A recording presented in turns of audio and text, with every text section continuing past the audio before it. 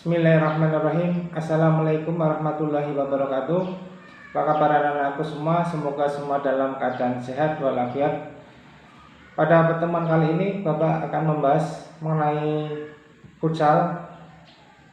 Materi futsal ini ada dua pertemuan pertama dan pertemuan kedua. Untuk kali ini Bapak akan membahas mengenai sejarah dan peraturan futsal.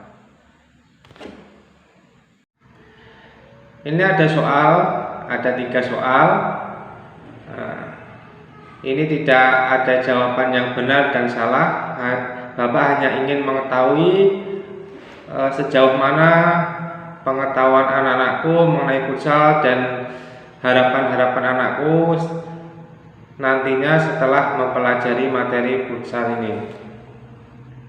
Pertanyaan pertama, hal apa saja yang Anda ketahui tentang permainan futsal? Yang kedua, apa yang Anda sukai tentang permainan futsal? Yang ketiga, apa yang Anda harapkan setelah mempelajari materi futsal? Nanti ada sesi tugas. Setelah sesi materi ini nanti masuk di Google Classroom, ada lagi sesi tugas.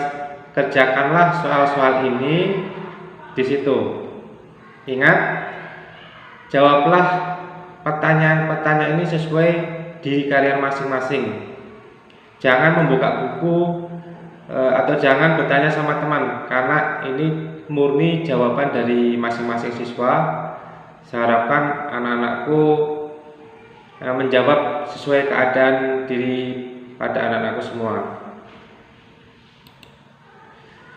Tujuan Bapak memberikan pembelajaran futsal yaitu yang pertama, agar siswa mampu memahami permainan futsal. Mungkin ada yang belum paham atau mungkin sudah tahu tapi belum paham. Saya harapkan setelah mempelajari futsal lebih paham lagi. Yang kedua, agar siswa dapat mempraktekkan permainan futsal. Bagi anak-anakku mungkin hanya hari-harinya melihat permainan futsal, tetapi setelah mempelajari futsal ada keinginan untuk mempraktekkan. Atau mungkin yang biasa mempraktekkan permainan futsal, skillnya bertambah karena dia memiliki wawasan, memiliki pengetahuan dan pemahaman mengenai permainan futsal. Berikutnya, agar siswa dapat menganalisis keterampilan gerak dalam permainan futsal. Jadi setelah mengamati dan mempelajari materi futsal ini, saya harapkan anak-anakku bisa menganalisis teknik-teknik dasar apa yang efektif digunakan dalam permainan futsal. Dan yang biasa melakukan pertandingan atau mungkin biasa bermain futsal bisa lebih menguasai pertandingan atau menguasai teknik dengan kemampuan menganalisis tadi, sehingga dia menemukan gerakan-gerakan yang lebih efektif dalam melakukan permainan futsal. Ini yang akan kita pelajari permainan futsal, yaitu peraturan permainan. Tentu saja dengan dimodifikasi. Kenapa dimodifikasi? Karena ranahnya yaitu untuk pendidikan, jadi menyesuaikan dengan sarana prasarana, terutama yang sarana prasarana sekolah. Apabila tidak bisa memenuhi standar, maka menggunakan alat sarana dan prasarana yang dimodifikasi. Begitu juga peraturan permainan seperti pelanggaran-pelanggaran. Tentu sebagian anak-anak ada yang belum paham mengenai peraturan-peraturan, jadi mungkin bisa lebih fleksibel atau lebih toleransi sehingga permainan bisa berjalan, namun tetap menjunjung tinggi asas sportivitas. Kemudian teknik dasar permainan ini seperti menendang, shooting atau mungkin tendangan ke dalam, tendangan penalti, dribbling, kemudian untuk kiper juga macam-macam, ada melempar, ada tendangan untuk kiper. Jadi itu yang kita pelajari, dan juga yang lebih kelanjutan lagi mengenai formasi, yaitu formasi bertahan dan formasi menyerang. Kemudian permainan futsal yang dimodifikasi. Lanjut, kita awali pelajaran futsal ini dengan mempelajari sejarahnya.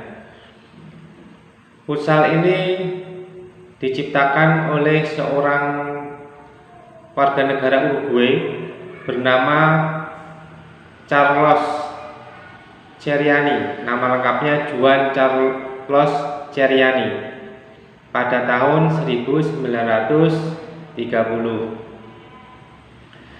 Permainan futsal sekarang berada di bawah naungan FIFA atau Federation International de Football Association. FIFA ini yang menaungi permainan sepak bola, baik di tingkat internasional maupun peraturan-peraturan itu wajib dipatuhi semua induk organisasi sepak bola, baik di negara maupun di daerah-daerah.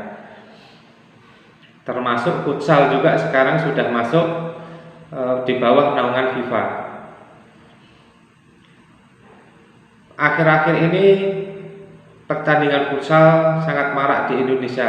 Kenapa? Karena ternyata baru tahun 2002 permainan futsal baru masuk di Indonesia atau baru diperkenalkan.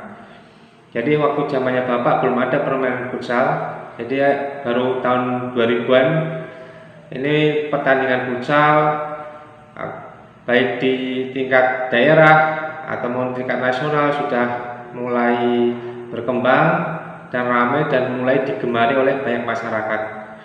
Karena tempat yang dibutuhkan yaitu lebih sedikit atau lebih kecil dan jumlah pemainnya pun lebih sedikit. Kemudian kompetensi resmi tingkat nasional di Indonesia mulai diadakan pada tahun 2008 oleh Badan Futsal Nasional, disingkat BFN. Walaupun yang mengatur pertandingan kompetisi yaitu BFN, namun BFN ini menginduk juga kepada PSSI, induknya sepak bola.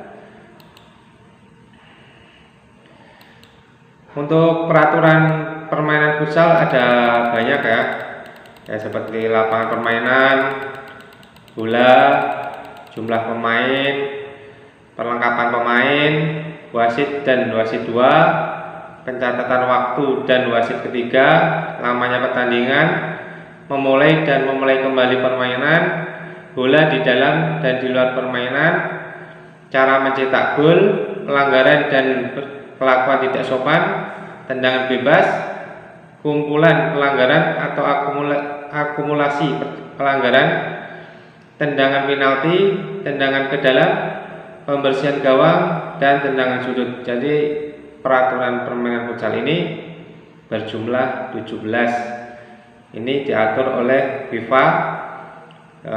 Di FIFA sendiri dinamakan Law of the Game. Jadi ini peraturan resmi atau baku dari FIFA. Kalaupun ada yang dimodifikasi tingkat daerah itu yang sifatnya insidental atau sesuai dengan technical meeting. Namun inilah yang bakunya dari induk organisasi FIFA. Namun yang akan kita pelajari hanya sebagian, tidak semua yang kita pelajari. Nanti anak-anakku bisa pelajari secara mandiri melalui modul atau melalui PDF yang Bapak share atau Bapak lampirkan. Lanjut ke lapangan permainan. ukuran lapangan untuk panjang minimal 25 meter dan lebar 15 meter. Ini hampir sama dengan lapangan basket. Namun bisa juga lapangan basket itu kita pakai ya untuk lapangan futsal sekaligus. Namun juga harus tiang basketnya itu yang portabel, karena kalau nggak portabel tentu akan mengganggu jalannya pertandingan. Karena ukuran basket ini hampir sama, karena basket itu panjangnya 28, lebarnya sama 15. Ini adalah gambar lapangan futsal.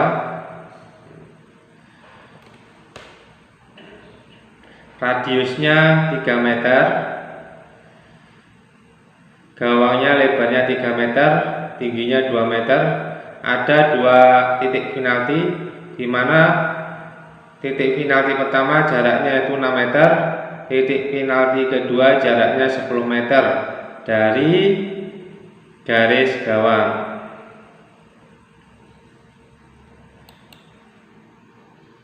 Periode permainan lamanya babak atau lamanya satu babak dalam pertandingan yaitu 20 menit.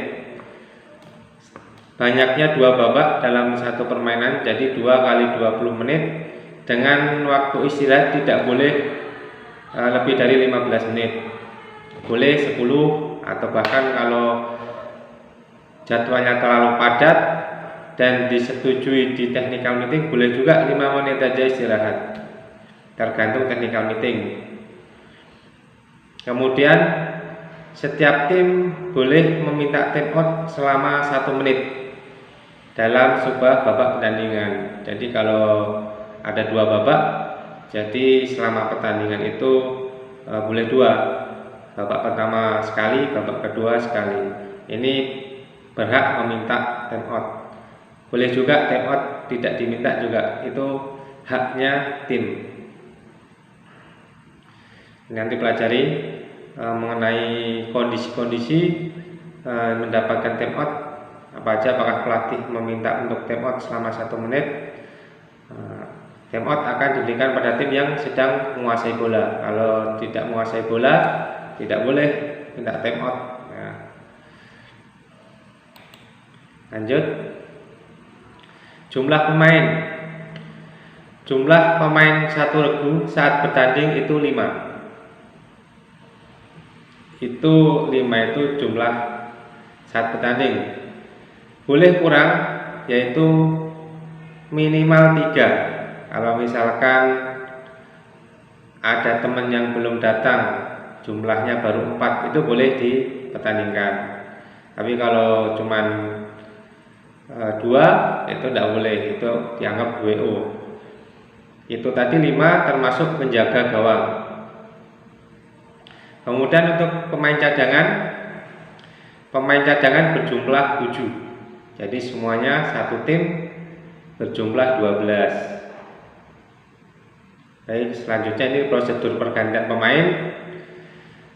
Ini berbeda dengan permainan bola besar di lapangan besar, di mana ini pergantian pemain dapat dilakukan dalam setiap pertandingan yang dimainkan.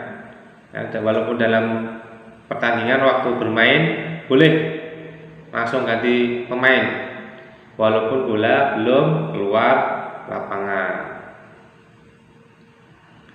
Baik, nanti dipelajari, pelajari sendiri anak-anakku. Lanjut, ternyata sudah cukup sekian dari Bapak, singkat namun materinya banyak yang belum Bapak sampaikan. Nanti anak-anakku pelajari sendiri dan silahkan jawab soal di awal tadi, ada 3. Demikian, semoga anak-anakku semua dalam keadaan sehat. Wabillahi taufiq wal hidayah. Wassalamualaikum warahmatullahi wabarakatuh.